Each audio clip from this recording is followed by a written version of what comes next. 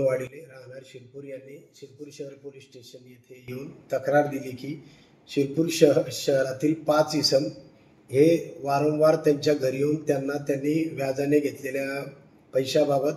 रोज येऊन दमदाटी करत आहे, शारीरिक व मानसिक छळ करत आहे व तक्रारदार यांनी त्यांचे घेतलेल्या पैशापेक्षा अधिक प्रमाणामध्ये पैसे देऊ नये, अजून अधिक पैशांची मागणी करत आहे अशी तक्रार प्राप्त झाल्याने व त्यांच्या छळाला कंटाळून मी व माझी पत्नी अशी आत्महत्या करण्याचे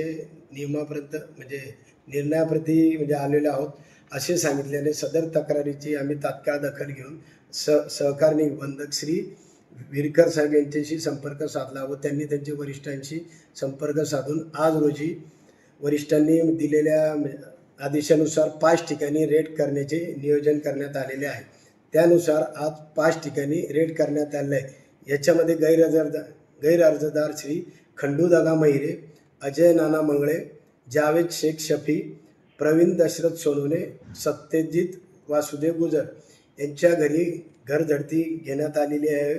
ज्याच्यामध्ये संशयास्पद काही कागदपत्रे मिळून आली आहे, ज्याच्यामध्ये कोरे चेक, उसनवार पावत्या, सौदा पावत्या,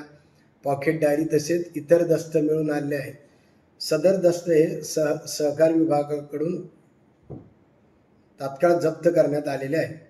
या कारवाईमध्ये सहकार विभागाचे श्री सूरज वानले, विजय भडांगे, नवनीत गोसावी, अमोल एंडाईत तसेच इतर स्टाफ व पोलीस विभागाचे PSI श्री सुरेश सोनवणे, संदीप दरवडे, हेमंत खैरनार तसेच महिला पोलीस हवालदार अश्विनी चौधरी, सचिन वाघ, प्रशांत पवार,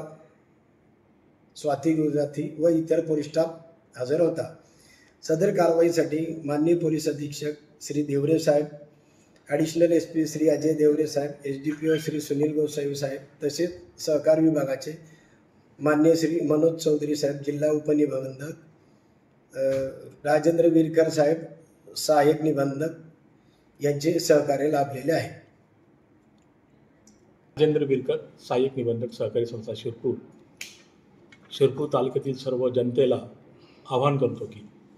अवैध सावकारीच्या तक्रारीने आपण पीडित असणार किंवा तुम्हाला जाचाला कंटाळला असणार, तुमच्याकडून एखादी व्यक्ती मुद्दालापेक्षा जास्त व्याज घेत असलं तर त्याची तक्रार माझं कार्यालय शेतकरी निवास, मार्केट यार्ड,